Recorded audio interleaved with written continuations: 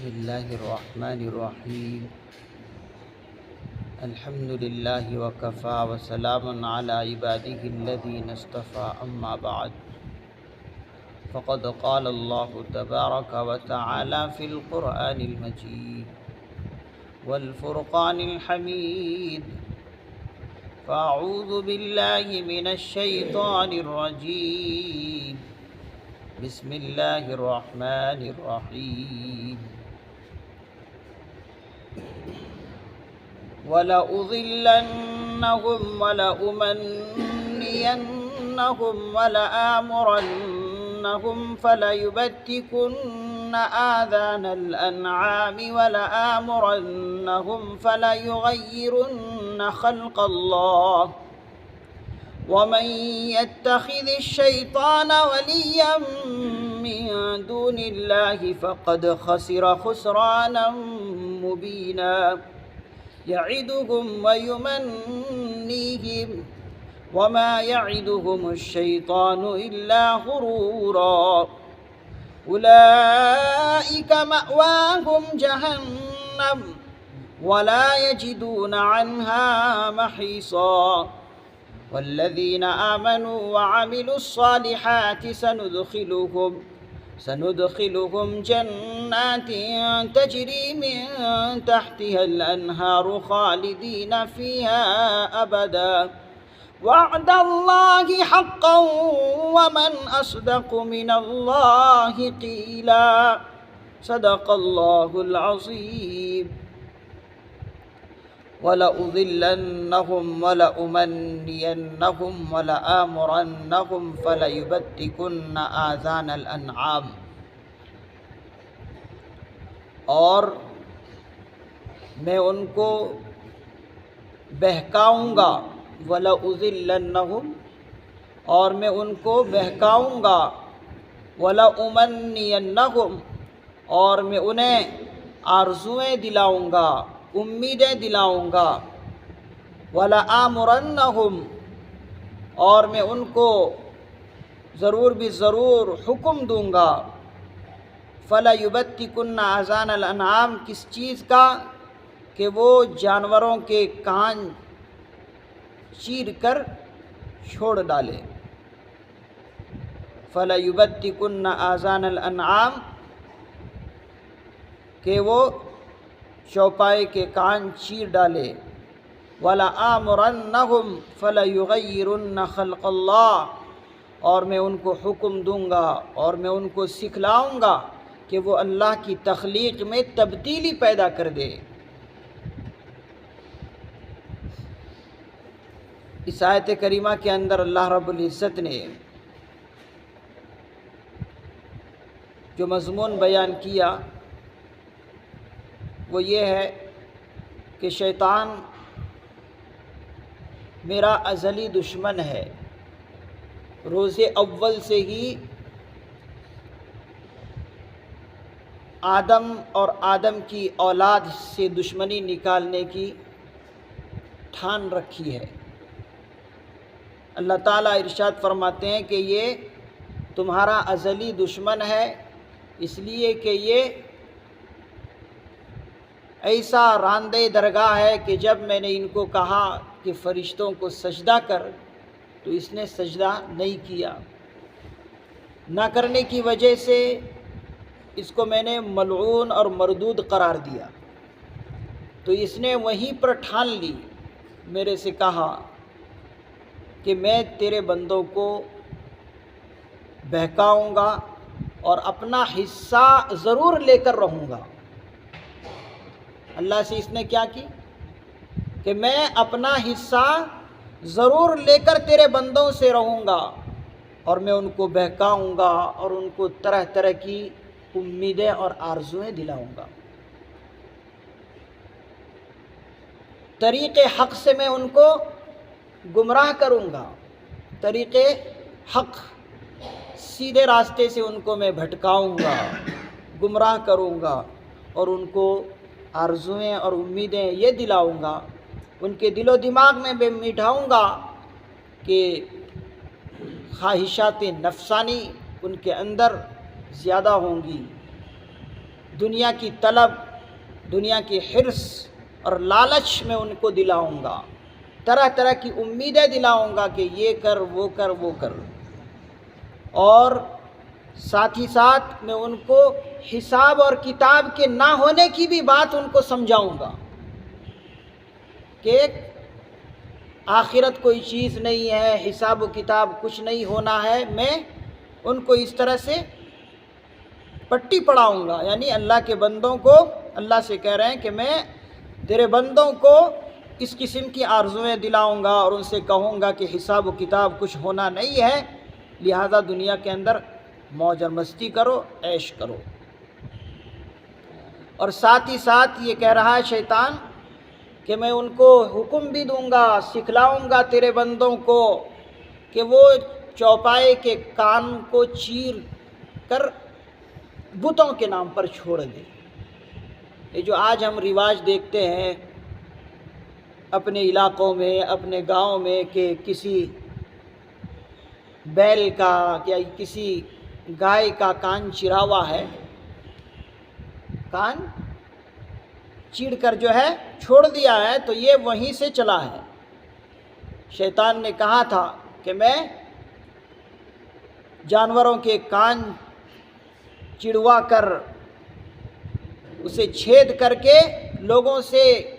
کہوں گا کہ بتوں کے نام پر چھوڑ دو۔ تو اس قسم کی حرکت پہلے بھی لوگ کیا کرتے تھے،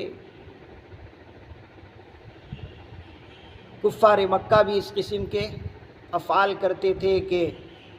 اونٹ کے بچوں کو، گائے کے بچوں کو، بکری کے بچوں کے کان کو چیر کر بتوں کے نام پر چھوڑ دیتے تھے، اور آج بھی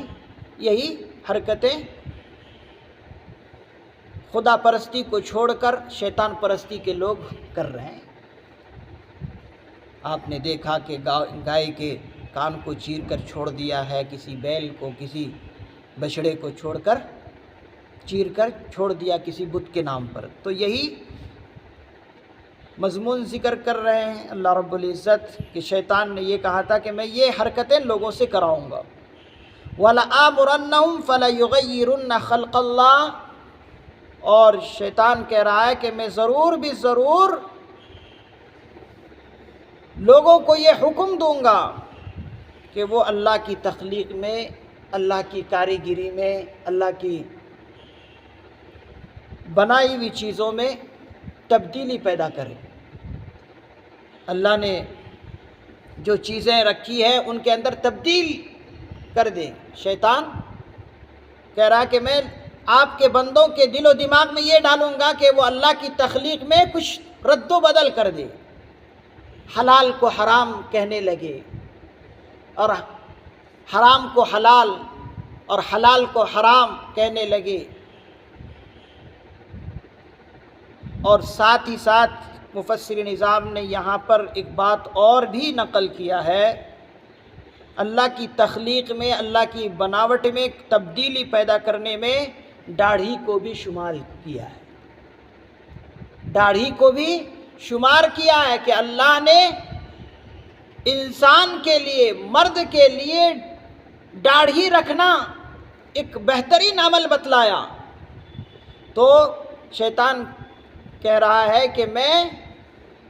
اس اللہ کی تخلیق میں بھی رد و بدل لوگوں سے کراؤں گا کہ داڑھیاں لوگ منڈوانے لگیں گے، صفا چٹ کر دیں گے۔ یہ بھی اللہ کی تخلیق میں تبدیلی پیدا کرنا ہے، اللہ کی بناوٹ میں رد و بدل کرنا ہے، اور یہ ایک سنگین جرم ہے، یہ بہت بڑا گناہ ہے، سخت گناہ ہے۔ تو اللہ کی تخلیق میں یہ ساری چیزیں آتی ہیں، حلال کو حرام اور حرام کو حلال، اور اسی طریقے سے داڑھیاں منڈوانا، اور بہت ساری چیزیں اس کے اندر آ جاتی ہیں۔ وَمَن يَتَّخِذِ الشَّيْطَانَ وَلِيًّا مِّن دُونِ اللَّهِ، اب اللہ رب العزت فرماتے ہیں کہ جب تمہیں یہ معلوم ہو گیا اس شیطان کی شرارت اور خباثت اور گمراہی، جب اتنی بات تمہیں معلوم ہو گئی اب اس کے بعد اگر کوئی شیطان کو خیر خواہ سمجھے تو پھر اس سے بڑا بد نصیب کوئی نہیں۔ یہ تمام وعدے کرنے کے بعد اور اس کی شرارت لوگوں پر ظاہر ہونے کے بعد اگر شیطان تمہیں کچھ بھلی بات بتائے بھی تو سمجھو کہ اس کے اندر کوئی خیر نہیں ہے، وہ نقصان ہی نقصان ہے۔ چاہے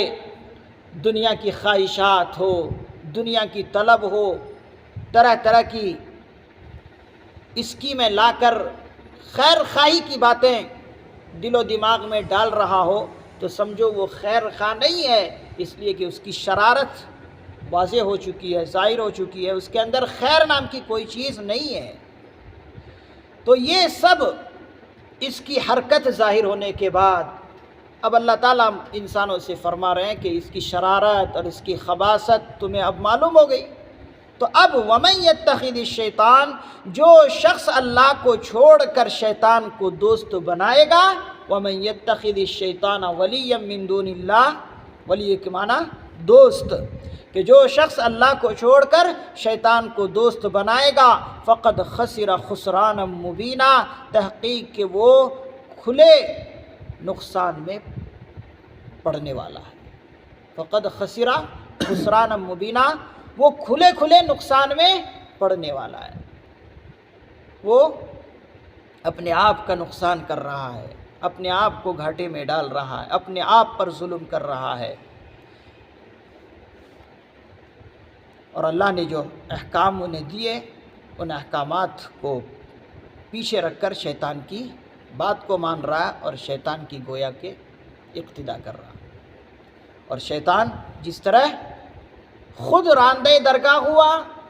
اسی طریقے سے وہ دوسروں کو بھی چاہتا ہے کہ دوسرے آدمی بھی اللہ کے سامنے ذلیل اور رسوا ہو۔ جیسے میرا ٹھکانہ جہنم ہے، اسی طریقے سے اور بھی بندوں کا ٹھکانہ جہنم۔ لہذا شیطان کو کسی بھی حال میں خیر خواہ نہ سمجھا جائے، اس کو ہمیشہ دشمن ہی سمجھا جائے۔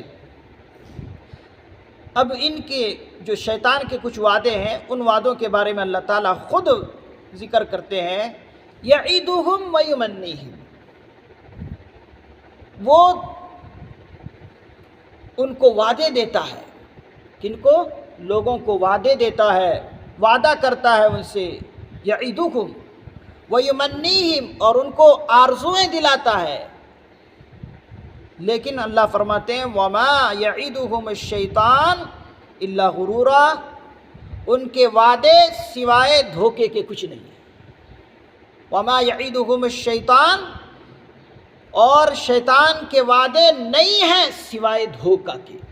غرورا دھوکہ، دھوکے کے سوا اس کے وعدے کچھ نہیں ہے۔ اس کے وعدے فریب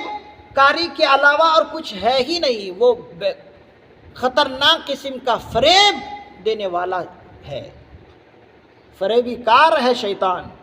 تو ان کے وعدوں پر کبھی یقین نہ کیا جائے۔ اگر جس نے ان کے وعدے پر یقین کیا وہ خود بھی گمراہ ہوا اور اپنے آل و اولاد کو بھی گمراہ کیا اور ذلیل اور رسوا کیا۔ آج جتنے بھی لوگ شیطان کے بہکاوے میں چل رہے ہیں وہ سب شیطان کے دوست ہیں، کل ان کی حقیقت معلوم ہو جائے گی۔ اولئک مأواہم جہنم، اب جو ان کے وعدے پر یقین کرتا ہے اور اس کے فالو بن کر چلتا ہے، خیر خواہ سمجھتا ہے، اس کی شرارت واضح ہونے کے بعد بھی صحیح سمجھتا ہے اور انہی کی پیروی کرتا ہے، شیطان کی پیروی کرتا ہے، اللہ فرماتے ہیں یہی لوگ ہیں کہ ان کا ٹھکانہ جہنم ہے۔ وَمَأْوَاهُمْ جہنم، اولئک مأواہم جہنم، یہی ہے کہ ان کا ٹھکانہ جہنم ہے۔ وَلَا يَجِدُونَ عَنْهَا مَحِيصًا، اور وہ وہاں سے اب نکلنے کی کوئی جگہ نہیں پائے گے۔ جب وہ جہنم میں پہنچ جائیں گے، شیطان اور شیطان کے دوست اور ان کے معتقد اعتقاد کرنے والے تو پھر جب جہنم پہنچ جائیں گے تو پھر وہاں سے نکلنے کی کوئی جگہ وہ نہیں پائیں گے۔ تو گویا کہ شیطان کی پیروی کر کے انسان نے خود اپنے سر جو ہے ایک مصیبت لے لی۔ اب اس سے واضح اور بات اللہ تعالیٰ کیا فرمائیں گے انسان؟ بس یہی واضح بات ہے کہ جب اس نے پیروی کی شیطان کی تو پھر اس کے لیے اب کوئی جائے پناہ نہیں ہے، کوئی ٹھکانہ نہیں ہے جہنم کے علاوہ۔ یہ ان بندوں کا ذکر فرمایا جو شیطان کی پیروی کرتے ہیں اور کفر اور نفاق کی زندگی گزارتے ہیں، یہ ان کا ذکر ہوا۔ اب اللہ کے کچھ نیک بندوں کا ذکر اگلی آیت میں کر رہے ہیں۔ والذین آمنوا وعملوا الصالحات، ہاں کچھ لوگ وہ ہیں جو ایمان لے آئے، وعملوا الصالحات اور عمل صالح کیے، سندخلہم جہنم، ہم ان کو ان قریب ایسے باغ و بہار میں داخل کریں گے، سندخلہم جنات، ہم ان کو ایسے باغ و بہار میں داخل کریں گے، تجری من تحتی الانہار، جن کے نیچے نہریں بہتی ہوں گی، خالدین فیہا، جس میں وہ ہمیشہ ہمیش رہیں گے، وعد اللہ حقا، اللہ تعالیٰ فرماتے ہیں یہ جو میں نے تم سے وعدہ کیا اس وعدے کو سچا سمجھو۔ کیوں؟ وعد اللہ، یہ اللہ کا وعدہ ہے، حق کا، جو کہ حق پر مبنی ہے۔ اللہ تعالیٰ فرماتے ہیں میں نے جو یہ وعدہ کیا ہے ان نیک بندوں سے، یہ کوئی عام وعدہ نہیں ہے، یہ بلکہ اللہ کا حق پر مبنی وعدہ ہے کہ ان کو بہترین باغ و بہار میں داخل کریں گے اور جنت کی نعمتیں انہیں دیں گے اور وہاں ان کو مالا مال کریں گے۔ اور یہ اللہ کا وعدہ کیسا ہے؟ حق، بہتر ہے، حق پر مبنی ہے۔ وَمَنْ أَصْدَقُ مِنَ اللَّهِ قِيلًا، اور سمجھ لیجئے کہ اللہ کے وعدے سے بہتر کس کا وعدہ سچا ہو سکتا ہے؟ وَمَنْ أَصْدَقُ مِنَ اللَّهِ قِيلًا، اور اللہ سے زیادہ کس کی بات سچی ہو سکتی ہے؟ اللہ سے زیادہ کس کی بات سچی ہو سکتی ہے؟ کسی کی بات سچی ہو ہی نہیں سکتی۔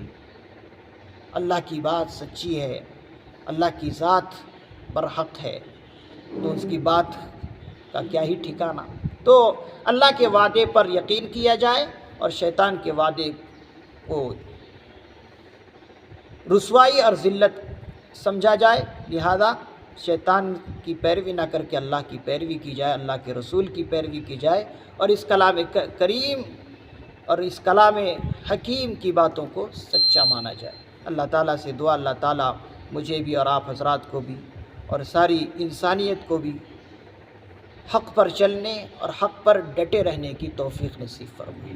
سبحان اللہ و بحمدہ، سبحانک اللہم و بحمدک، ونشہد ان لا الہ الا انت، ونستغفرک ونتوب الیک۔ سبحان ربک رب العزت عما یصفون، وسلام علی المرسلین، والحمد للہ رب العالمین۔